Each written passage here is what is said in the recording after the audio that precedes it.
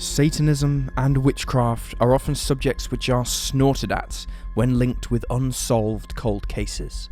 And while often this skepticism is justified, as these beliefs can cause an abundance of unsubstantiated rumours and even spark dangerous mass hysteria, there are times where many are left wondering, could there be a connection between occult practices and certain crimes?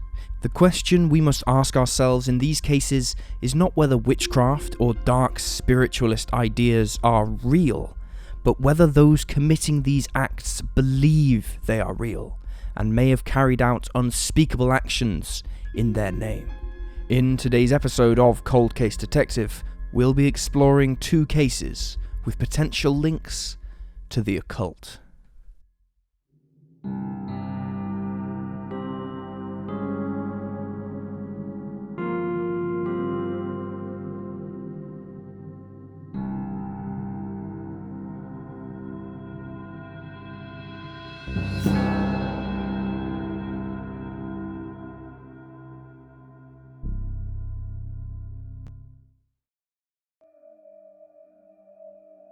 Jeanette DePalma. Jeanette Christine DePalma was born on August 3rd, 1956 in Jersey City, New Jersey. By all accounts, Jeanette was a regular middle-class girl, if not rather religious. She came from a large Italian family and was one of 5 daughters born to Salvador and Florence DePalma. She also had 3 brothers. There were some reports that Jeanette and her older sister, Gwendolyn, had drug issues that were fixed when the family converted to the Church of God. She was known to be involved in community work that aided drug addicts, and she had intentions of attending Bible college. Although she was seen by some to be a girl on the straight and narrow, Jeanette was described by others as something of a wild child. Some even noted that her religious stance was something that her parents believed in and cared about, but not necessarily what she believed in or what she cared about.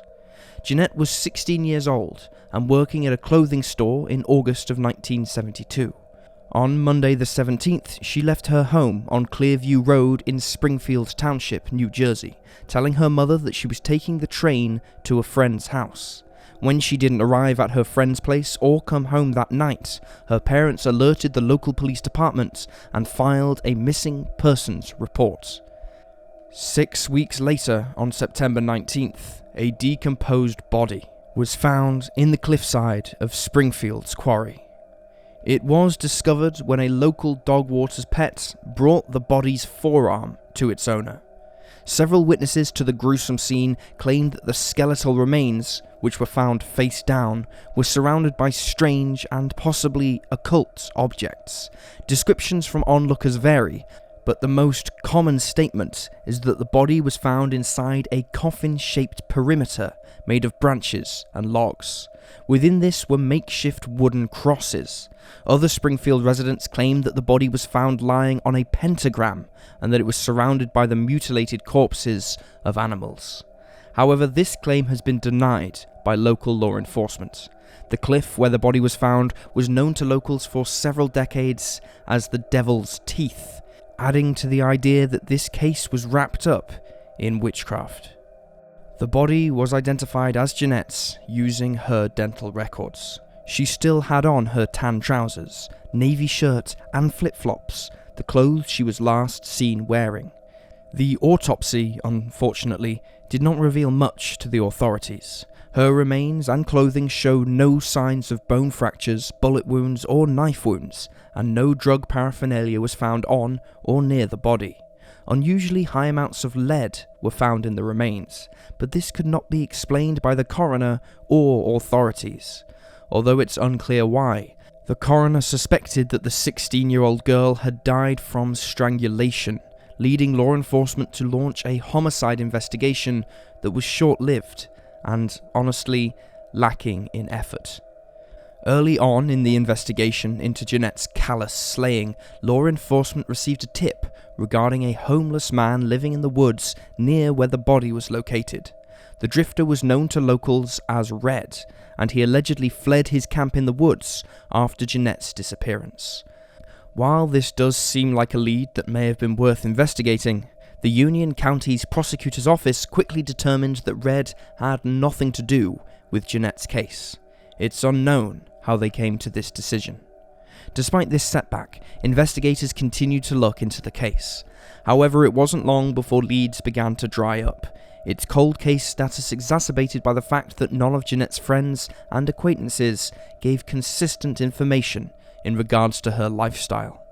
2 weeks after Jeanette's body was found, newspapers, including the Star-Ledger and the New York Daily Times, began to report that she was perhaps a victim of occult sacrifice, a practice that was possibly carried out by Satanists or a local coven operating in the nearby Watchung Reservation, a nature reserve in Union City, New Jersey.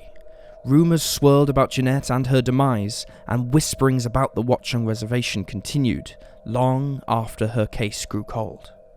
In the late 90s and early 2000s, a magazine named Weird NJ began receiving anonymous letters regarding Jeanette's case. The editor and co-founder, a man named Mark Moran, began investigating the case, noting odd details, like allegations that the Springfield Police Department had lost or destroyed the case file. In regard to this, the police department maintained that the file was lost due to the flooding that occurred as a result of 1999's Hurricane Floyd. However, unknown sources allege that there is still a copy of the file in existence.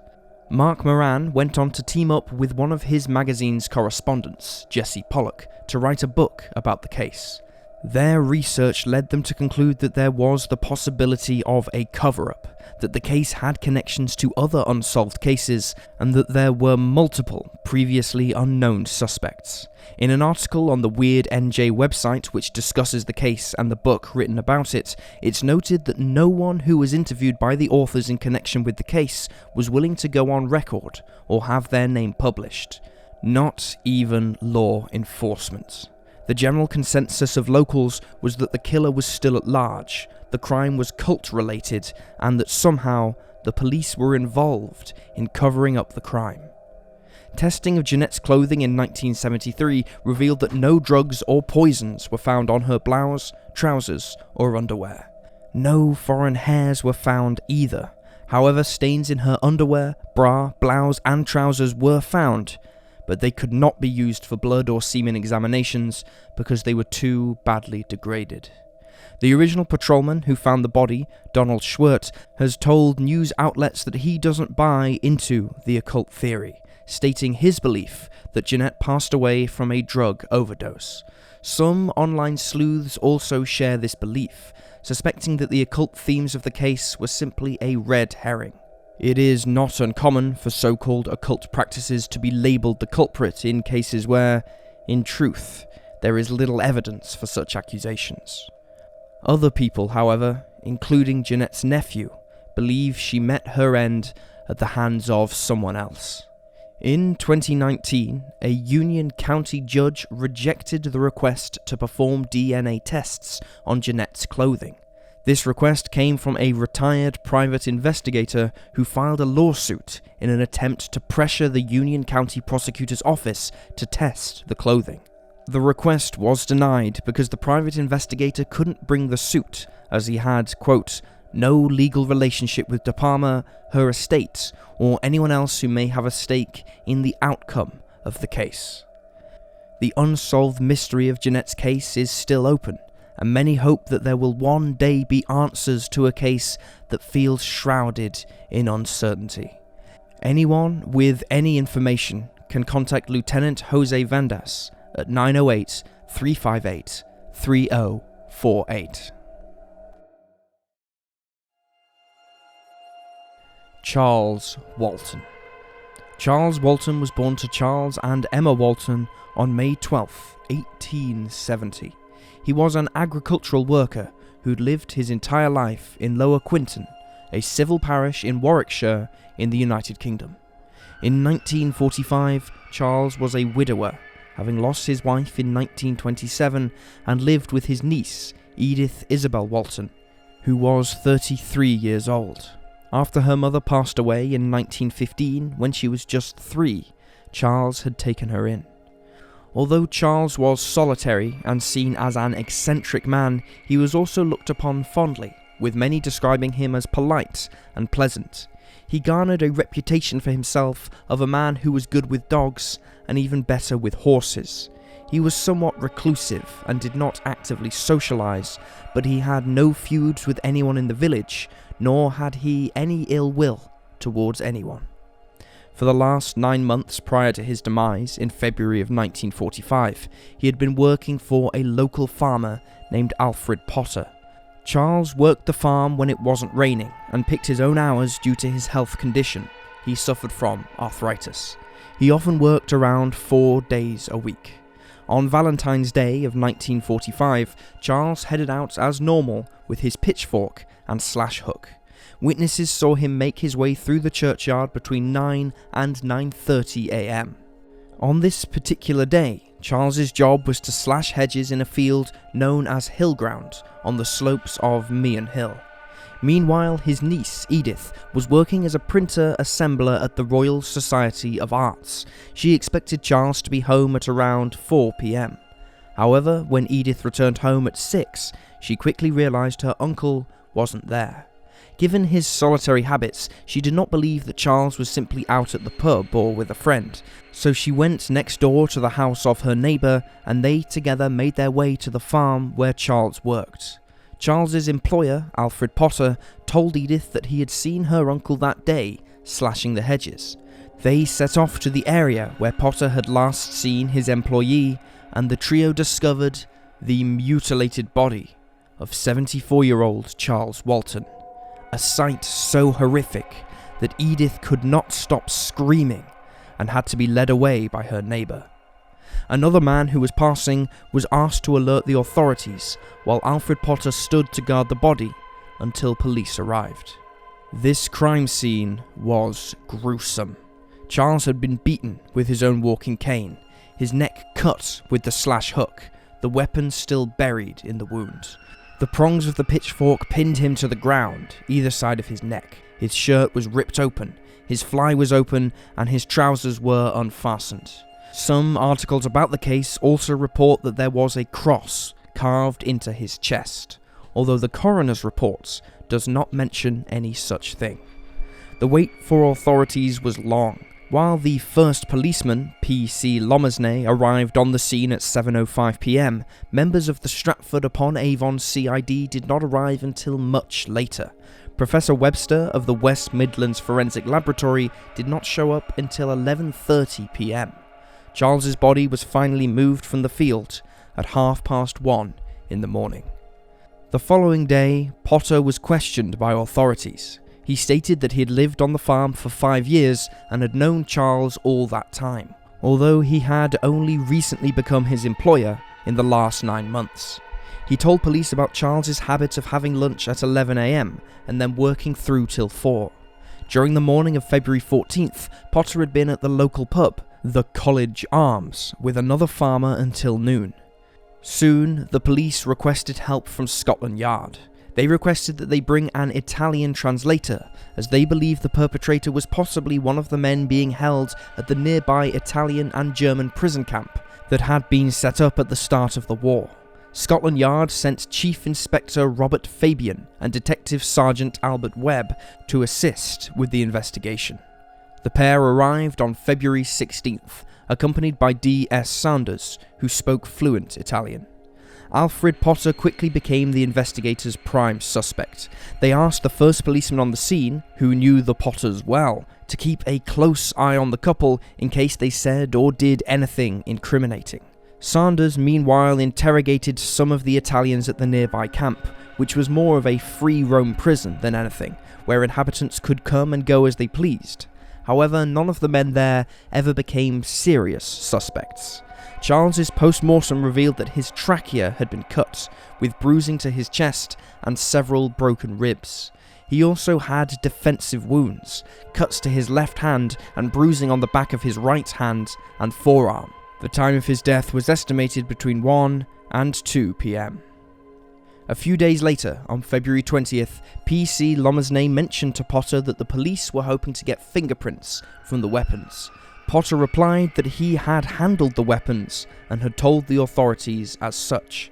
He had touched them because Harry Beasley, Edith's neighbour, had told him to check that Charles was dead. Potter also told P.C. Lomersney that the slaying of Charles was, quote, the work of a fascist man from the camp.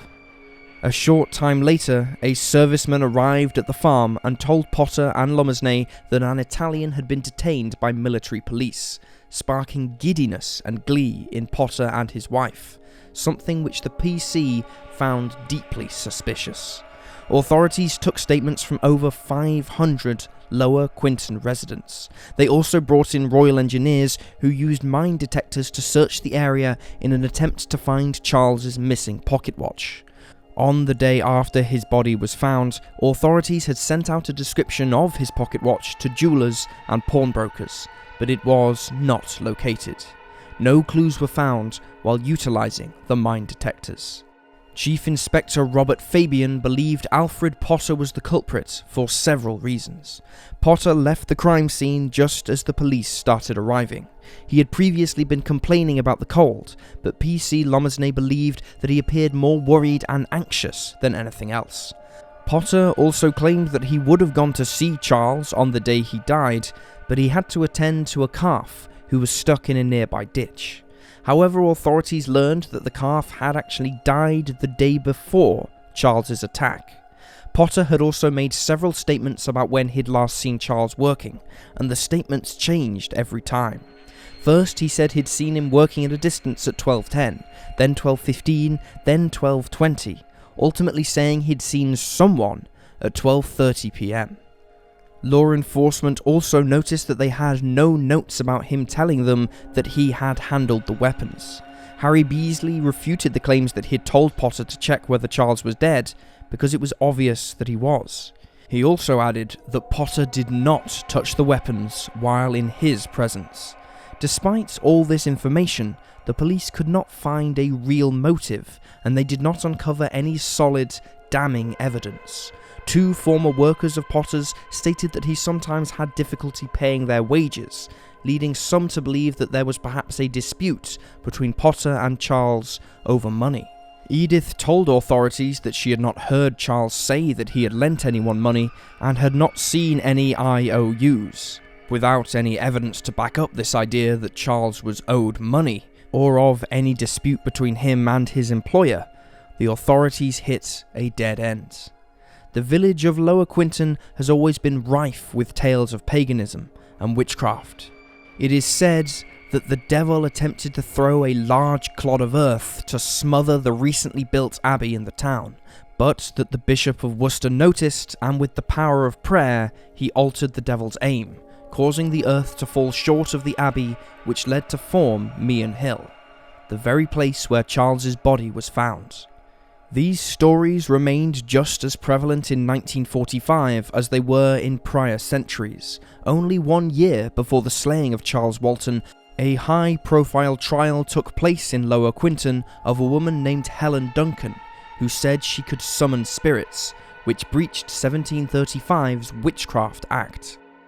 For some time before his death, rumours had circulated about Charles. Some villagers were suspicious of him, believing that he used toads to sabotage the previous year's harvest, whilst others noted his unnatural affinity with animals. We have already discussed Charles's affinity with dogs and horses, but the whisperings said he could tame wild beasts, and that birds would feed from his hand and avoid eating the seeds from his land at his request. A book named Folklore, Old Customs and Traditions in Shakespeare Land, which was published in 1929, told of a Charles Walton who, in 1885, had seen a phantom black dog on the road while walking home for several consecutive nights. On the final night, he had seen the dog with a headless woman. Upon returning home, he found that his sister had passed away. Black dogs have long since been a part of British folklore, signifying death and having satanic associations. It is pointed out, however, that there are no records to show that Charles had a sister who died in 1885. In the 1970s, when Chief Inspector Robert Fabian wrote his own autobiography, he referred to the Charles Walton case as the Witchcraft murder, and said that the case was clearly the ghostly climax of a pagan rite. He also stated that he had an encounter with a black dog on Meehan Hill one evening. Although there are reports that a black dog was strung up next to Charles's body, these are unsubstantiated.